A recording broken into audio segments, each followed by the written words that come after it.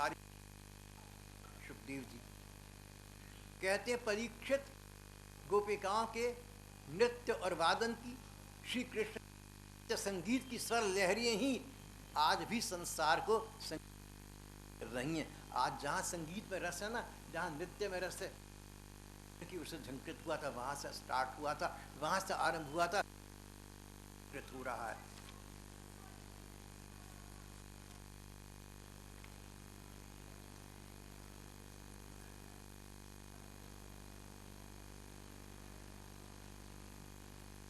की वह रात्रि बहुत ही सुंदर थी, चारों ओर चंद्रमा की सुंदर चांदनी छिटक रही थी। काव्यों में शरद ऋतु रस सामग्रियों का वर्णन मिलता है, उन सभी से वह संयुक्त।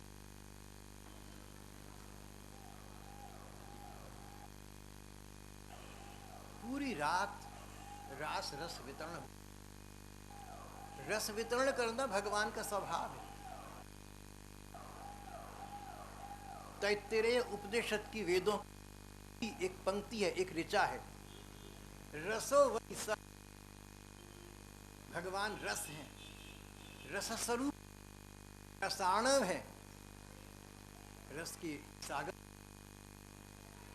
और अपने उस स्वरूपभूत रस, अपने उस सहज रसानंद का वितरण जीव मात्र के प्रति।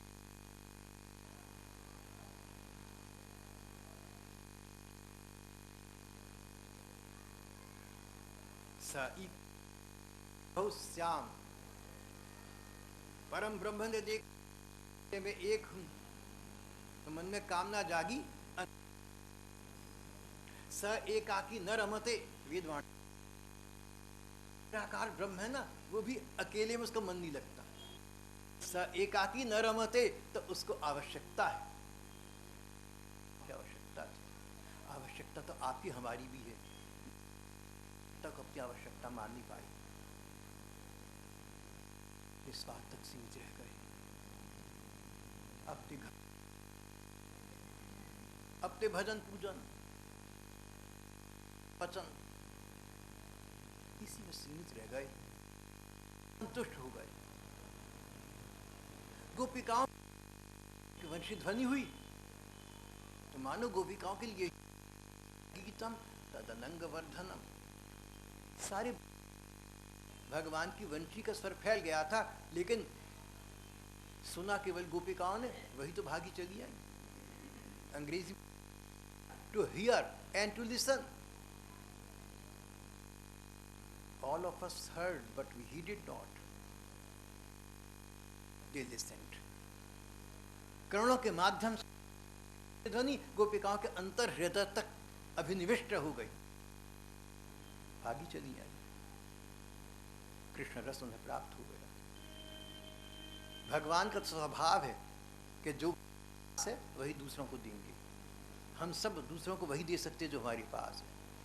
भगवान के पास क्या है? भगवान के पास रस है, प्रेम है, आनंद है। भगवान जीव मात्र के प्रति उसी का वितरण करते हैं।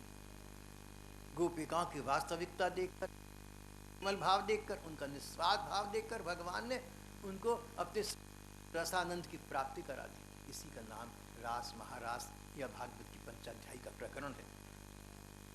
और श्रीमद् भागवत में जहाँ इस रास रस का प्रसंग है, कथाकार कहते हैं,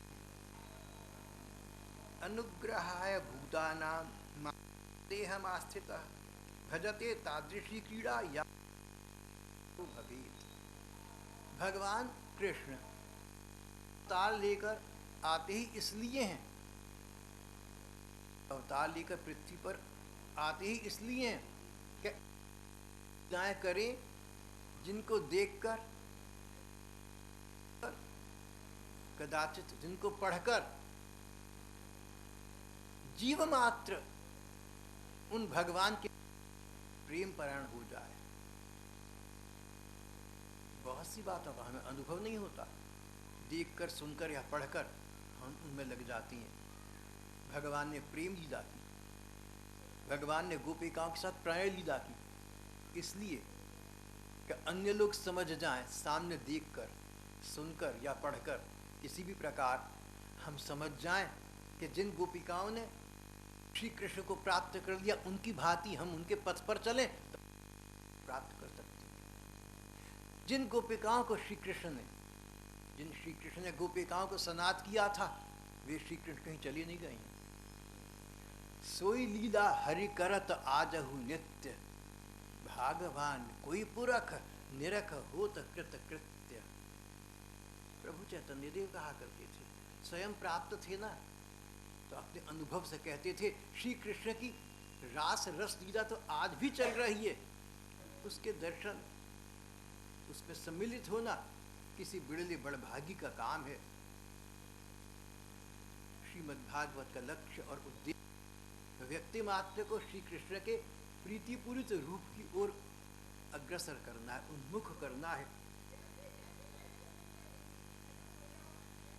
भगवान जीवों पर कृपा करने के लिए ही अपने को मनुष्य रूप प्रकट किया करते हैं और ऐसी लीलाएं करते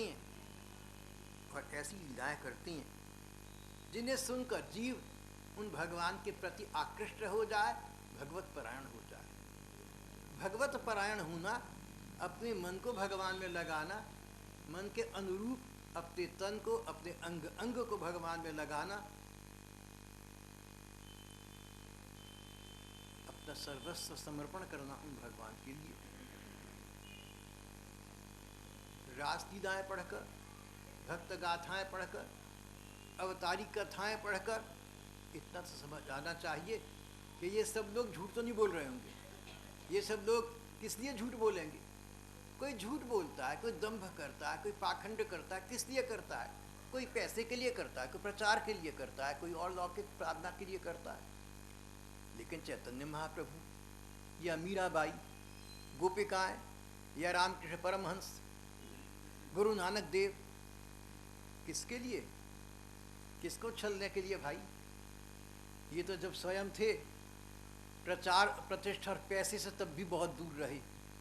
इनको इन चीज़ों की आवश्यकता नहीं थी। इनके हृदय में भगवान का परम आनंद व्याप्त था, इसलिए बाहरी चीज़ों की इन्हें आशा नहीं थी, अपेक्षा नहीं थी, आवश्यकता नहीं थी, स्वीकार नहीं करती थी। तो भला वो लोग हमसे कहें कि हमारे पथ पर चलकर तुम श्री कृष्ण को, भगवान के रस को प्राप्त करो, तो ये सोचना तो बहुत नासमझी हो जाएगी कि वो कोई भ्रम पैदा कर रही हैं या हमें धोखा देना चाह रहे हैं या हमसे उन्हें कोई आशा है। अनुभवी जनों ने, संत जनों ने, बड़ी बड़ी कथाकारों ने, सब ने जीवन का एक निष्कर्ष निकाला, अपने आप को भगवान के प्रति समर्पित कर दो। अगर रस नाम की वस्तु चाहते हो, अगर सुख चाहते हो, अगर आनंद चाहते हो, तो संसार से नहीं मिलेगा, पैसे से नहीं मिलेगा, प्रतिष्ठा से नहीं मिलेगा, पूजने से नहीं मिलेगा,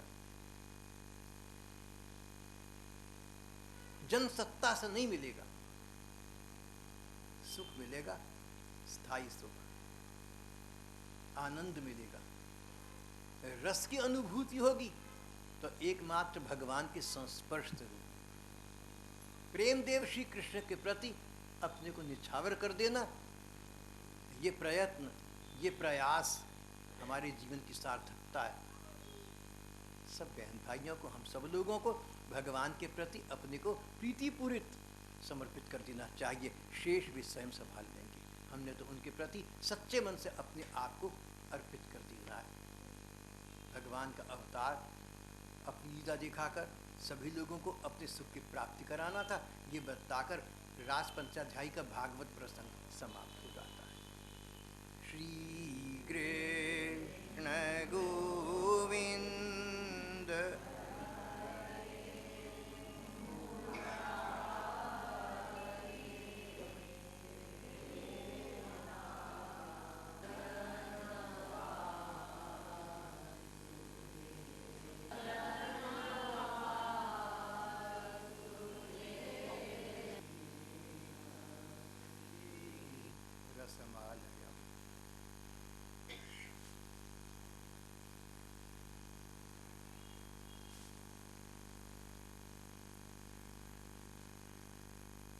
श्रीमद् भागवत भक्तों के लिए एक बात पर बहुत बल देती है। हम संसार में रहती हैं, प्रकार प्रकार के लोगों के साथ हमारी प्रकार प्रकार के रिश्ते नाते हैं। उन रिश्ते नातों में साधारण व्यक्ति फंस जाता है, कहीं आसक्ति का ग्रास बना लेता है अपने को, तो कहीं वैर विरोध ठान लेता है। सांसारिक संबंधों में कर्तव्य पालन तब तो उचित है, पर अधिक मोह ममता के बंधन में न फंस जाना। संबंध बनाना हो तो एकमात्र भगवान के साथ बनाना चाहिए। संसार के परिजनों के साथ संबंध हो तो वो हमें बीच अधर में लटकता छोड़ जाए तो कौन कह सकता है, लेकिन भगवान के साथ संबंध बना लें तो भले ही हम बिगड़ जाएं, हम संबंध के अनुकूल न चले, हम संबंध के प्रतिकूल चल पड़े, तो भी भगवान हमारी नाती की रक्षा करेंगे, हमारी संबंध को निभाएंगे। एकादश स्कंध में इस प्रकार का युक्ति युक्त विवेचन किया गया है। एक बार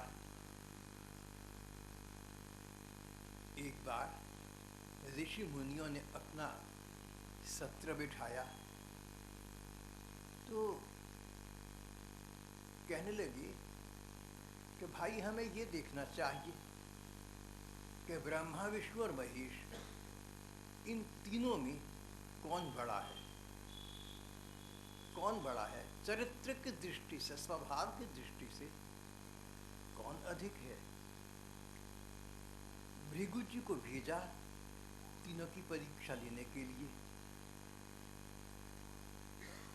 भृगु जी ब्रह्मा जी के पास पहुंचे, उन्हें दंडवत न किया, प्रणाम न किया। ब्रह्मा जी को बुरा लगा, क्रोध आया। कारण सांसारिक संबंध था ना दोनों का। भृगु जी भगवान ब्रह्मा जी के पुत्र हैं।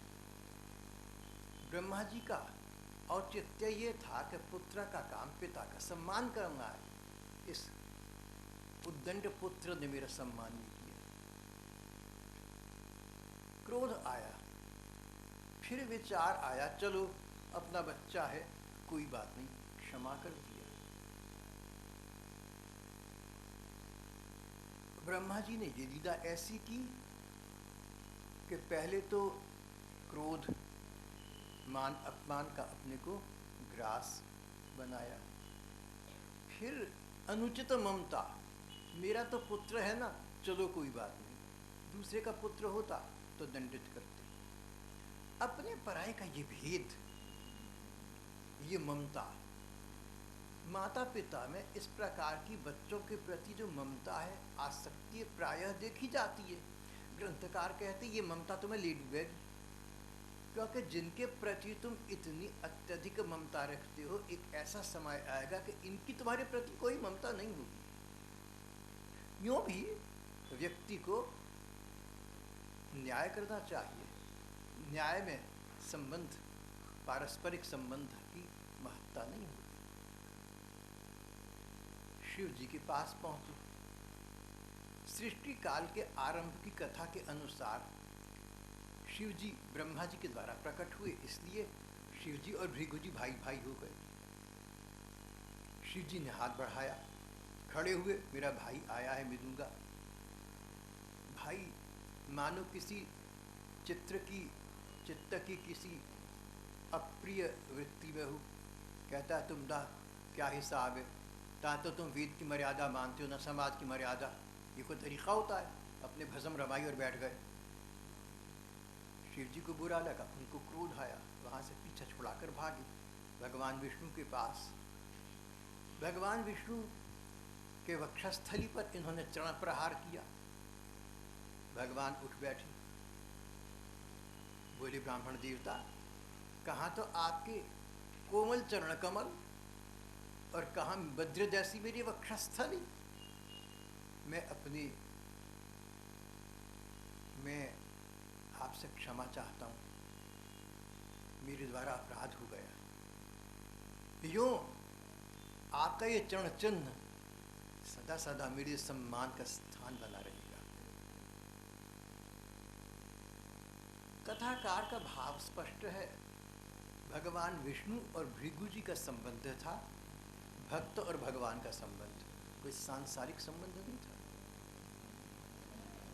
अगर भगवान के साथ हम कोई संबंध बना लें तो भगवान हम निभाएं न निभाएं, भृगु जी ने नहीं निभाया, भगवान निभाते। हम लोगों को जीवन में वैष्णव परक व्यवहार वाणी रखनी चाहिए। सांसारिक संबंध, मोह, ममता, आसक्ति इत्यादि तो रखे नहीं, प्रत्युत क्षमाशील होना चाहिए। निजी जीवन में कोई हमारा अपमान कर दे तो हम क्रोध करें, हम गुस्सा करें, हम बुरा माने, चार बातें हम करें, निंदा करें, स्तुति करें, बात बढ़ेगी। भगवान के जो भक्त हैं, जो वैष्णवजन हैं, वो किसी बात का निजी मान अपमान का बुरा नहीं मानते। भृगु जी की सारी वृत्तांत कथा सुनकर ऋषिमुनियों ने कहा कि भगवान विष्णु का व्यवहार आदर्श है।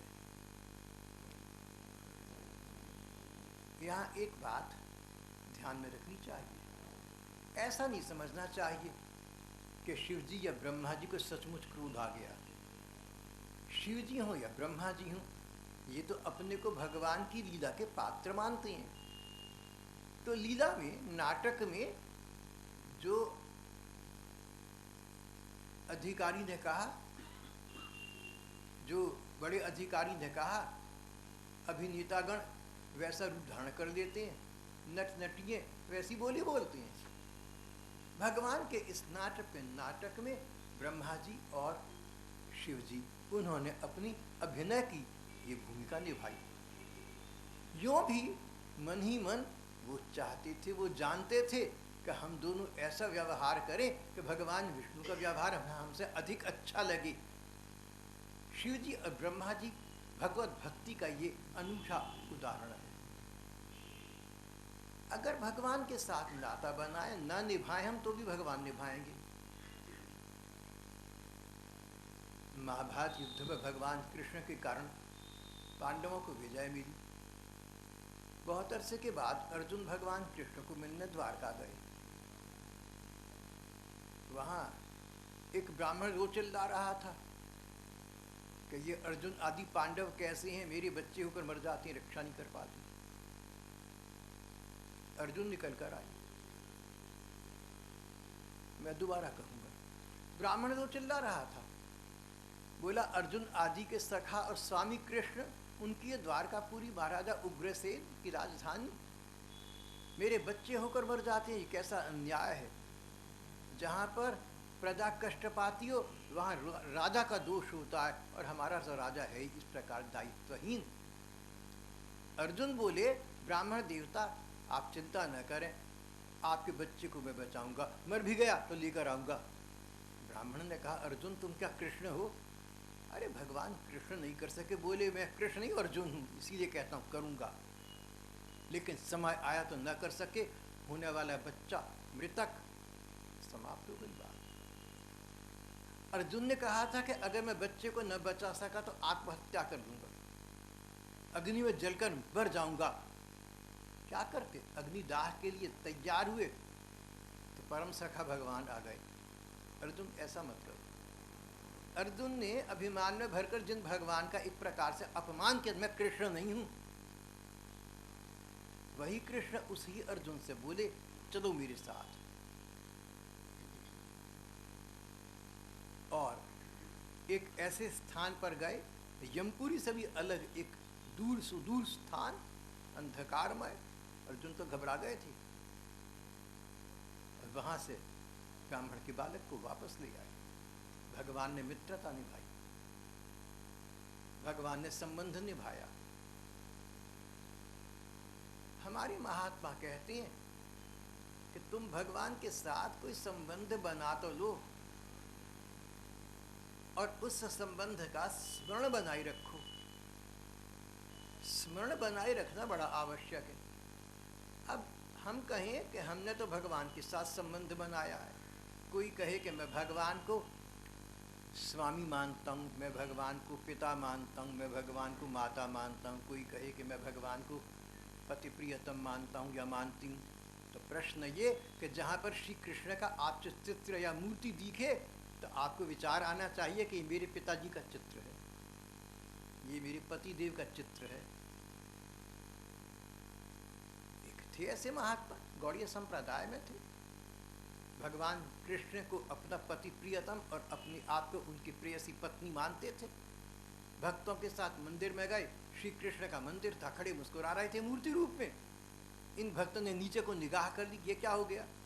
तो अंतरंग मित्र से बोले, मेरे पति प्रियतम है ना, अब सबके सामने उनको देखकर मुस्कुराऊं तो अच्छा नहीं लगेगा, संकोच हो गया था। हम लोग भगवान के साथ जो नाता कहते हैं कि हमारा है, उसको स्मरण रखें, उसको निभाना तो दूर की बात है, मन में स्थान तो दिए रखे ना। भगवान ने अर्जुन के साथ कितना नाता निभाया।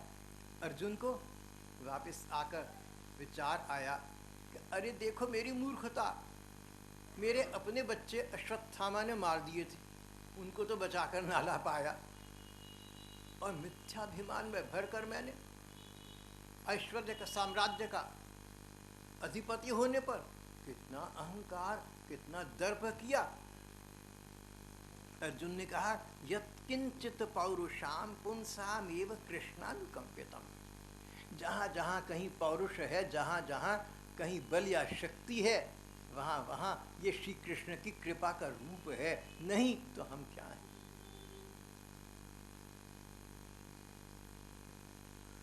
श्री कृष्ण के अनुकंपा रूप का, कृपालु रूप का अब अर्जुन को स्मरण हुआ आया। मन से मित्र थे, मानते तो कृष्ण को थे, उनके सच्चे प्रेमी थे। किसी चित्त की वृत्ति विशेष में गड़बड़ कर बैठी, मानव है, अपूर्णता आ जाती है। अब यहाँ एक बात और ध्यान देने की आ गई, इस प्रकार की त्रुटि, इस प्रकार की अपूर्णता प्रेमी भक्तों में नहीं पाएंगे आप।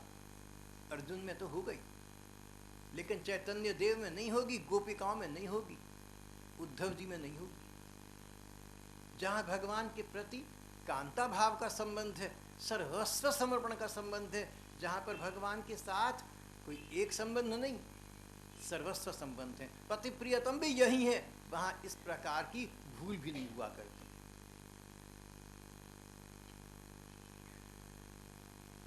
श्री कृष्ण की सहस्त्रों पत्नियां थी, वृत्तांत पहले आ चुका है। ये पत्नियां श्री कृष्ण के प्रति अगाध अनुराग रखती थी। भगवान के प्रति इन महिषियों के, इन रानियों के अनुराग का वर्णन हम पढ़ें ग्रंथों में तो ऐसा लगेगा पहली निगाह में, एट फर्स्ट साइट, कई गोपिकाओं से कहीं कम नहीं है।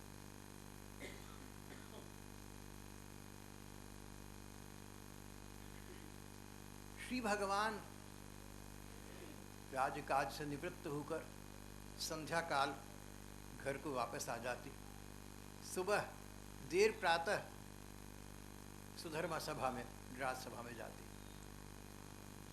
पत्नियों के साथ अधिक समय व्यतीत कर रहे थे। एक एक महल में एक एक पत्नी के साथ श्री कृष्ण एक एक रूप में थे, लेकिन जो दिन का 6 घंटे का समय था, इन पत्नियों को काटना असंभव हो जाता, और जैसे गोपिकाएं करती थी वैसी बातें, विरह परक बातें करने लगती।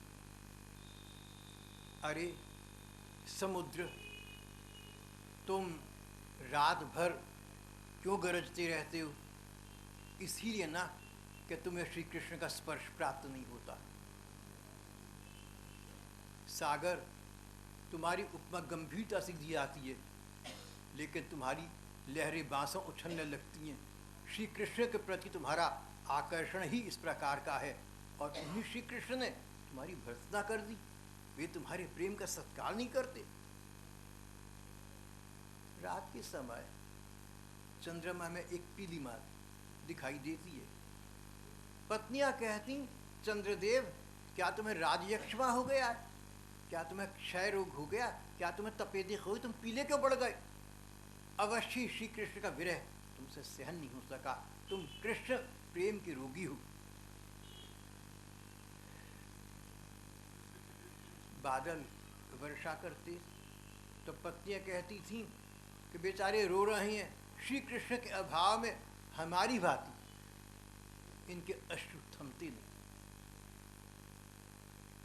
प्रकृति के तत्वों में पत्नियां गोपिकाओं की भांति कृष्ण प्रेम की या कृष्ण विरह की कल्पना करती कि हमारी भांति।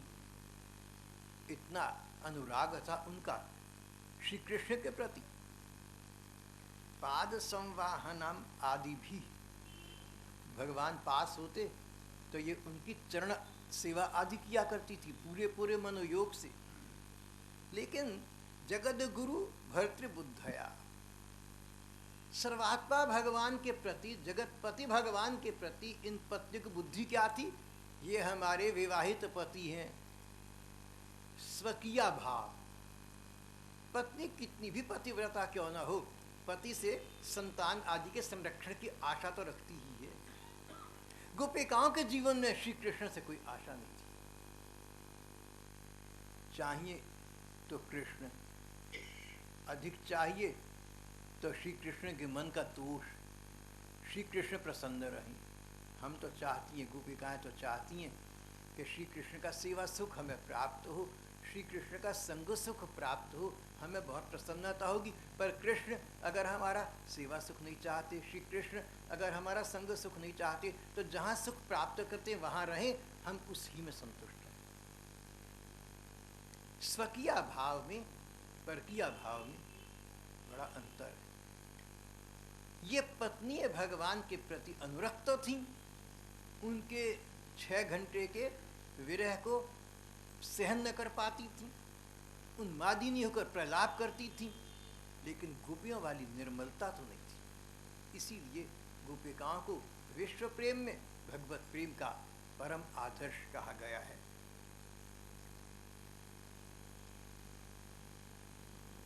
दशम स्कंध जहाँ समाप्त होने पर आता है, वहाँ श्री शुकदेव जी कहते हैं, परीक्षित, श्री कृष्ण की गोपिकाओं के साथ भक्तों के साथ, दैत्य दानवों के साथ, इष्ट मित्रों के साथ, ना जाने किस किस के साथ कितनी कितनी लीलाएं हैं। क्यों ना हो, कृष्ण अवतार लेकर आते ही इसलिए कि लीलाएं करें। जो व्यक्ति श्री कृष्ण की नित्य सेवा का अधिकार चाहता है, व्रजपुर वनिता नाम वर्धयन कामदेव, गोप कुमारी, वृंदावन की गोपिकाएं, श्री कृष्ण इनके हृदय में अनंत अनंत अनुराग की सदा सदा सहज वृष्टि करते रहते थे। प्रेम का ये सुख, यही मानव जीवन की चरम प्राप्ति है। इसकी प्राप्ति ही मानव जीवन की चरम सफलता है। भगवान श्री सुखदेव जी महाराज कहते हैं कि जो व्यक्ति चाहे कि श्री कृष्ण के प्रति इस प्रकार का प्रेमाधिकार प्राप्त कर ले, इस प्रकार का सेवाधिकार प्राप्त कर ले, उसको चाहिए कि श्री कृष्ण अवतार लेकर जो लीलाएं कर गए, उन लीलाओं का मन से चिंतन करे।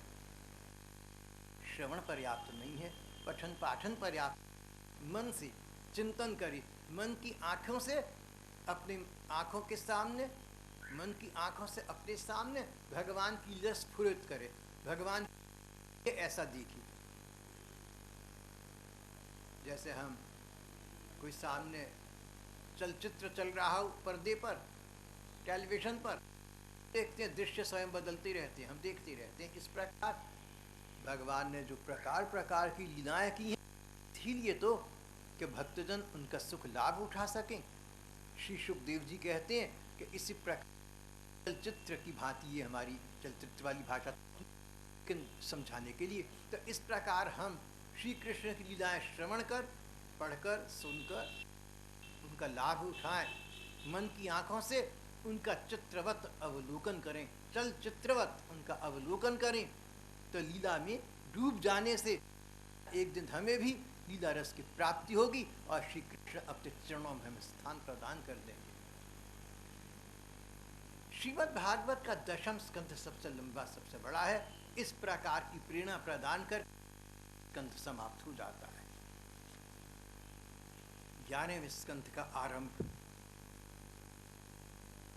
अवतारी काल की दृष्टि से कहें तो 10वें स्कंध के पश्चात एकादश स्कंध का आरंभ एक प्रकार की उदास लीला से है।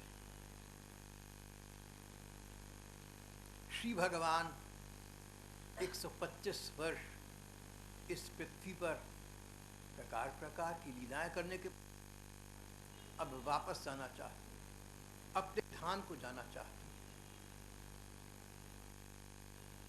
विश्व ब्रह्मांड के इतिहास में कोई मानव, महामानव, कोई तथाकथित भगवान, कोई संत, कोई गुरु,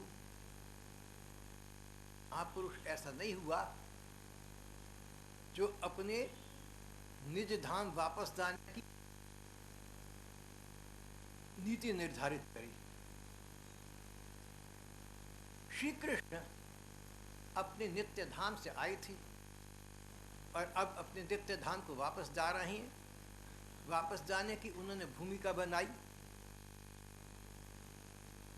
भगवान कृष्ण यदुवंश में हुए थे। यदुवंशी इंद्र के समान ऐश्वर्य चुके थे। भगवान ने सोचा के बाद कलयुग का प्रभाव इन पर पड़ेगा, इनकी जनसत्ता, इनकी धनसत्ता, इनकी राजसत्ता इन्हें उन्मत्त कर देगी। Political power. अंग्रेजी में एक कहावत हमने सुनी थी, power man and absolute power. भगवान ने देखा कि यदुवंशियों के पास परिपूर्ण सत्ता है, मेरे जाने के बाद मेरा प्रभाव इन पर न रहेगा, कलयुग का प्रभाव इन पर पड़ेगा, ये यदुवंशी संसार का अकल्याण ही करेंगी, इसलिए ऐसी भूमिका बनानी चाहिए। कहते ये सब समाप्त यहीं पर हो जाए। मैंने सुना है कि गांधी ने कहा था कि भारत स्वतंत्र हो रहा है तो कांग्रेस को राजनैतिक दल के रूप में काम नहीं करना चाहिए, समाज सेवी संस्था बन जाना चाहिए।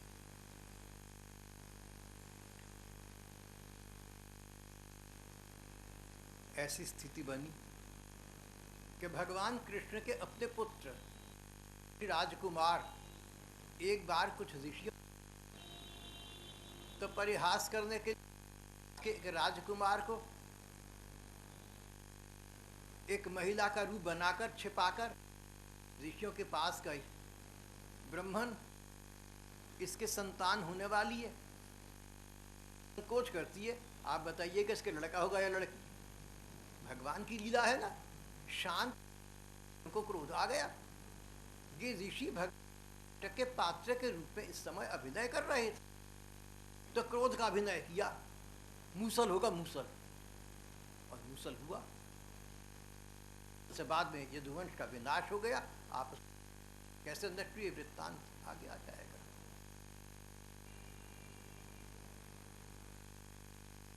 जब नारद ऋषि मुनियों ने देखा भगवान करना चाहती हैं तो बड़े बड़े जी शतानंद इत्यादि बार बार द्वारका आने लगी। एक बार ऋषियों ने देखा कि भगवान नहीं चाहते कि दर्शन के ऋषि बार बार उनके पास आए, तो ऋषियों ने भगवान की आसपास एक अन्य स्थान देख लिया, अपना निवास स्थिर कर लिया। आती जाती श्री कृष्ण के आना इन ऋषि मुनियों को अभिप्रेत था कि सच्चे प्रेम का लक्षण। परिणाम ये आदर करने लगे। नारद जी तो अक्सर हरि गुण गाती, वीणा बजाती नारद वसुदेव जी से मिलने के बहाने। पिता से मिलने के बहाने चली, और कृष्ण मिल जाती तो परम प्रसन्न, न मैं तो पिताजी से मिलने आया था। एक बोले नारद जी मुझे ये बताइए, जब आप कभी कभी आती हैं तो मैं आपका लाभ उठाऊं, कल्याण का क्या उपाय है? अच्छा, आरंभ करने के लिए व्यर्थ वार्ता में समय नाश न हो, इसके लिए लोग संत महात्माओं से भगवत चर्चा आरंभ, भगवत प्रश्न कर दी थी। नारद जी बोले कि यही प्रश्न एक बार राजा जनक ने, राजा निमि ने किया था संतों से। मैं तुम्हें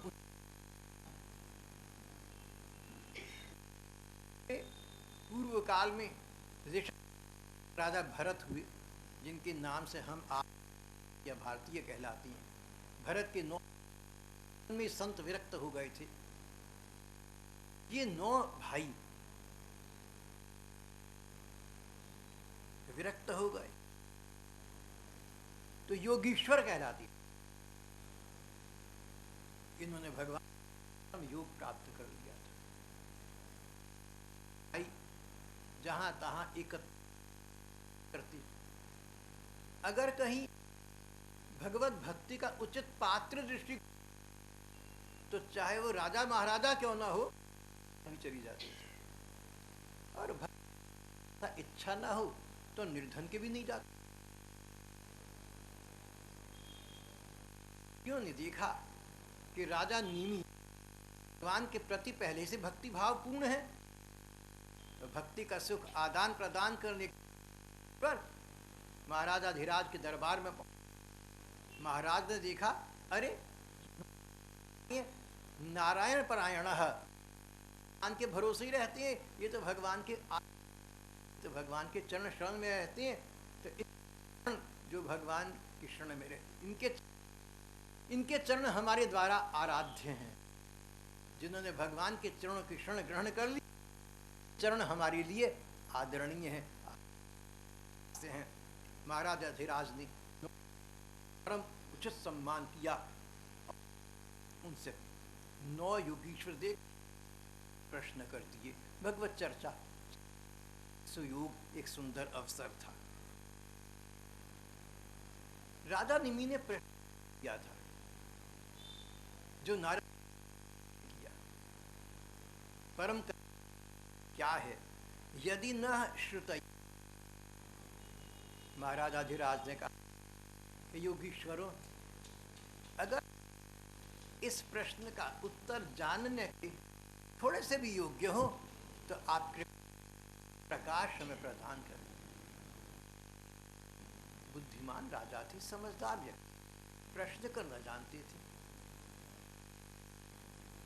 नमन किया, दंडवत किया और फिर कहा, भगवान अल्प सी भी हमारे में योग्यता हो, हमारे अंदर इस प्रकार का जिज्ञासा को दृष्टिगोचर हो, तो हमारी अंजलिबद्ध प्रार्थना ये है, आप लक्ष्य पथ के विषय में बतलाइए, कल्याण का साधन क्या है। अब कल्याण नित्य प्रति के जीवन में हो जाता है, पैसे के द्वारा, मकान के द्वारा भी हो जाता है। करने के लिए संसार में बहुत कुछ है। निमि का प्रश्न है कि परम कल्याण, कल्याण जिसके बाद आगे कल्याण पाने की इच्छा आवश्यकता ही न, यानी जन्म बंधन भगवत प्राप्ति, प्रपंच से हम छूट जाएं, इस परम कल्याण साधन बतलाइए। यदि न श्रुतये, अगर आप तनिक भी हमारी में इस प्रकार हैं तो भगवान हमारे प्रश्न का पहले योगी कि राजन उत्तर उतना ही सरल है जितना आपका प्रश्न।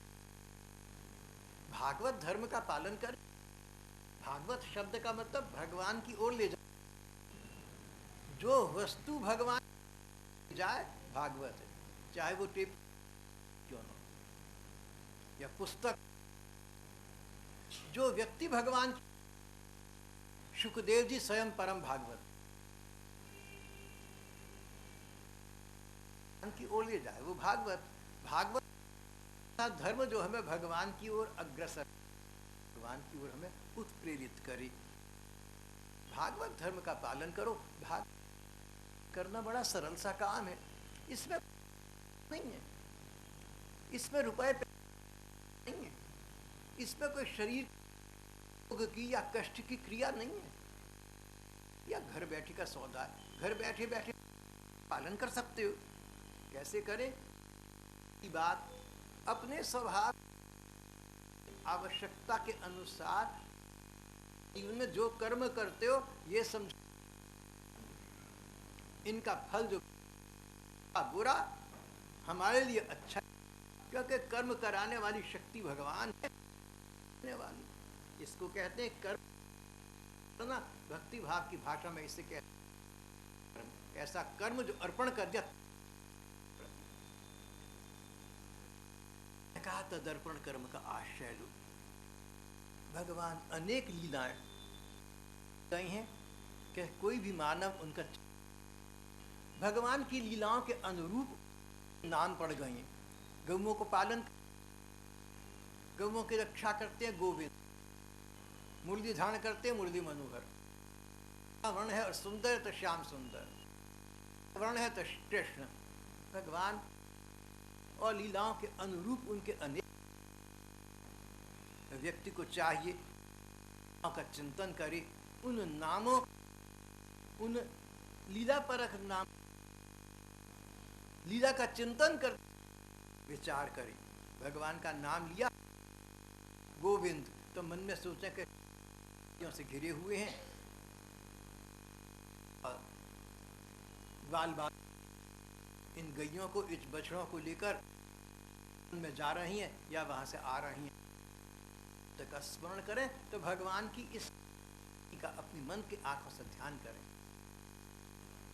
जीव मात्र के प्रति हम भगवत भाव रखें, तो कोई बैरी हो, चाहे कोई बुरा हो, कोई कैसा भी क्यों ना हो, बहाने हम उसके साथ, अरे अच्छा बुरा तो ये इसको नाटक में बोल दिया, भूमिका दी है, तो कर रहा है, चाहे वो अच्छी है चाहे बुरी, भगवान की दी हुई है, ये सोचकर बुरे के साथ भी भगवत ठाकुर का ही रूप है, ये मेरे ठाकुर का, इस प्रकार का व्यवहार करे, इस प्रकार का रखे।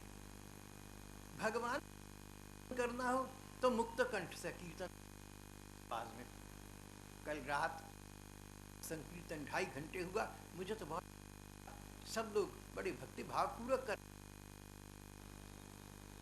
लेकिन मुक्त कंठ से बहुतों ने नहीं, तो कृपणता कर रहे थे, धीरे धीरे बोल रहे थे, जहां तक हो सके संकीर्तन मुक्त कंठ से, ऊंचे आवाज में जितना कर सके उतना कर। भगवान विषय में किसी प्रकार की को लज्जा नहीं करनी चाहिए। मैं ताली बजा बजा कर नृत्य कर कर क्या कहेंगे, तुम इसकी चिंता मत करो, तुम इसकी चिंता करो कि भगवान को। एक तो में लज्जा नहीं करनी चाहिए, आम भक्ति भाव में अग्रसर, और दूसरी बात भक्ति में आसक्ति मत रखना। वो व्यक्ति तुम्हारे लिए भगवान से अधिक, व्यक्ति में आसक्ति न रखना, आसक्ति न रखना, नहीं तो वो वस्तु तो तुम्हारी प्रियता का पात्र बन जाता होगा। आसक्त कर देना चाहिए। इस प्रकार जीवन यापन करने वाला भक्त परम लाभ उठा लेता है। भगवान के प्रति अनुराग, अनुराग जाता रूप की, भगवान की लीलाओं की उसको अनुभूति होती है, उसको कोई ना कोई अनुभव होते हैं, कोई प्रतीति होती है। दूसरी बात और तीसरी बात, जब मन भगवान में लगता गया ना तो संसार से स्वयं गिलास में पानी जितना ज्यादा डालो अधिक बाहर स्वयं निकल जाएगी। अगर मन मंदिर में भगवान विराज रहे हैं तो ये संसार निकल जाएगा, संसार से हो जाएगी। भजनानंदी व्यक्ति की सफलता के ये 3 प्रमाण। दूसरे योगीश्वर ने कहा, भक्त शब्द बोलते समय ध्यान रखना चाहिए कि भक्त 3 प्रकार के हैं। साधारण भक्त वो हैं जो पूजा तो करते हैं भगवान की, करते हैं, भोग लगाते हैं, सब कुछ करते हैं, लेकिन बुरे को बुरा कहते हैं, बैरी को बुरा बैरी कहते हैं। संसार में जैसे बरतना चाहिए नित्य को वैसे बरतते हैं। ये साधारण भक्त हैं, इनको अभी बहुत ही उन्नति की आवश्यकता है। और मध्यम भक्त वो हैं जो भगवान की पूजा तो करते ही हैं, बुरे लोगों की, बैरी लोगों की उनसे उपराम हो जाते हैं। भगवान स्वयं विधान करे, अगर अच्छे बुरे हैं तो प्रकृति दंड देगी, मुझे क्या मतलब है। ये मध्यम स्तर का भक्त है। परम उत्तम भक्त तो वो है जो इन बैरियों का और बुरों का भी कल्याण चाहता हो, ये जानता हो कि भगवान की के पात्र, भगवान की लीला के पात्र, भैया भगवान के चुने हुए हैं, कौन से साथ के मन में स्नेह सम्मान हो और फिर भगवान की पूजा करता हो, ये भगवान का परम उज्जवल परम आदर्श भक्त है। ऋषियों ने कहा कि इस प्रकार का भक्त बनने में अपना सा प्रयत्न करना चाहिए, जो है उसके मन की स्थिति साधारण संसार की स्थिति से ऊंची उठ जाती है। उसके जीवन में अनुकूल परिस्थितियां आए तो प्रसन्नता से उन्मत्त नहीं होती, उसके जीवन में प्रतिकूल परिस्थितियां तो भाग्य को दोष नहीं देता, भगवान को दोष नहीं देता, अपने को भी दोष नहीं देता। कहता है जो कुछ संसार भगवान कर रही हैं, जो हो रहा है भगवान कर रही हैं, जो कोई कर रहा है भगवान कर रहे हैं, सब मेरे ठाकुर की लीला है, सब मेरे प्रभु का नाटक है। प्रसन्न रहता है, अपने को संतुष्ट रखता है। अनुकूल और प्रतिकूल दोनों परिस्थितियों में प्रसन्न रहता है, और प्रतिकूल परिस्थिति भगवान के प्रति उसका बना रहता है। कोई कहे ना कि मैं नाम जप तो करता हूँ, रूप का ध्यान तो करता हूँ, पूजा पाठ तो करता हूँ, सब करता हूँ, लेकिन परिस्थिति टिकता नहीं, तो फिर मन को टिकाने का प्रयत्न करना, तो अनुग्रह पूर्ण ठाकुर तुम्हारे प्रयत्नों को सफल। सच्ची भक्ति वही है, सच्चा भक्त वही है जो किसी प्रकार की भी विसंगति में, किसी प्रकार के विषम भगवान का चिंतन न छोड़े, भगवान के प्रति तन्मयता बनाए रखे। अगर कोई हमसे द्वेष करता हो, कोई नास्तिक, कोई अनीश्वरवादी, कोई पापात्मा, अच्छा भक्त वो है जो भगवान से द्वेष करने वाले से भी करता, भगवान से द्वेष करने वाले को भी भगवान की लीला का पात्र मानता है। नास्तिक से भी घृणा न करना, अनीश्वरवादी से बैर न पकड़ लेना। जो जैसे हैं ना सब अपने आप में ठीक हैं, भगवान की इच्छा के बिना एक पत्ता नहीं हिलता, तो ना कि भगवान की इच्छा से ही ये भगवान के साथ द्वेष कर रहे हैं।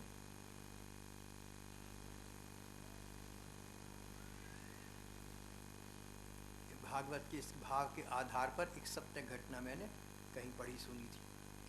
सेठ जी भक्त थे, भंडारा किया, बस एक शर्त थी, खाने वाला गरीब या ब्राह्मण जो भी आएगा पहले कहेगा भगवान की कृपा से मुझे मिल रहा है। एक बीमार बूढ़ा आया, बोला सेठ जी भगवान शगवान को मैं नहीं मानता, मैं तो कहता हूँ भगवान भगवान कोई नहीं, मुझे भगवान समझकर खिला, भूखा बहुत। बार बार सेठ जी के प्रार्थना करने पर भी उस बूढ़े ब्राह्मण ने सेठ जी की शर्त न निभाई, और आखिरकार सेठ जी को उस बूढ़े ब्राह्मण को भूखा वापस करना पड़ा। सेठ जी भगवान के भक्त थे, भगवान के कृपा पात्र थे। आकाशवाणी अंतर मन स्वर आया, सेठ जी इस नास्तिक बूढ़े को मैंने 70 वर्ष तक रोटी खिलाई है, आप भी खिला दो। वापिस बूढ़े को बुलाकर लाए, और अन्नदान किया। भगवान के द्वेषी के प्रति भी हम प्रेम भावना रखें, इसलिए कि वो भगवान का है, इसलिए नहीं कि हमारा उससे काम निकलता है। देखो भाई, बड़ी स्पष्ट बात कर रहा हूँ। कई बार हम क्या करते हैं कि हमने देखा कोई गलत व्यक्ति है, पापी भी है, दूसरों का बुरा भी करता है और भगवान से द्वेष भी करता है, लेकिन मेरा उससे कोई काम से सिद्ध होता है, तो मैं कहता हूँ भागवत में लिखा कि ऐसे से भी तुम द्वेष मत करो, इसलिए मैं इससे मित्रता करता हूँ।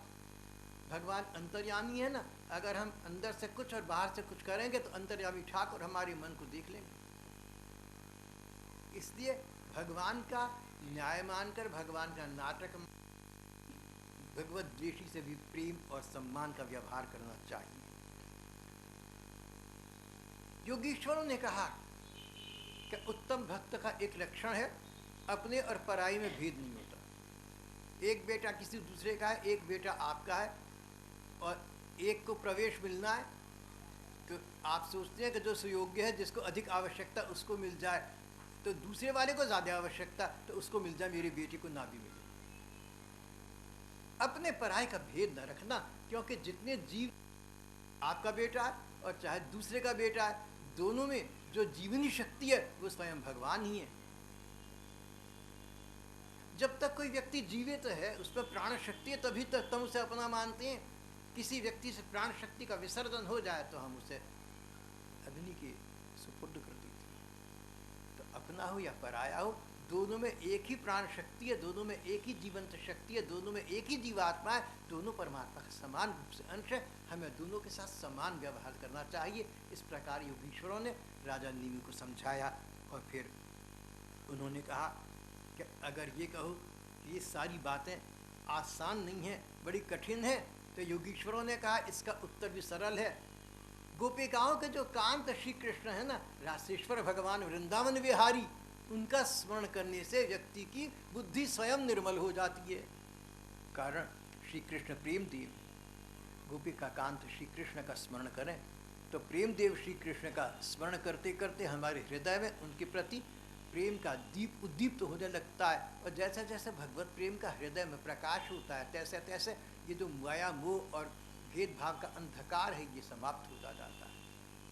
इसलिए रास रासेश्वर श्री कृष्ण का स्मरण करना, वृंदावन विहारी का स्मरण करना, अपने आप को बड़ी आसानी से उनके चरणों में समर्पित कर देने का उपाय है।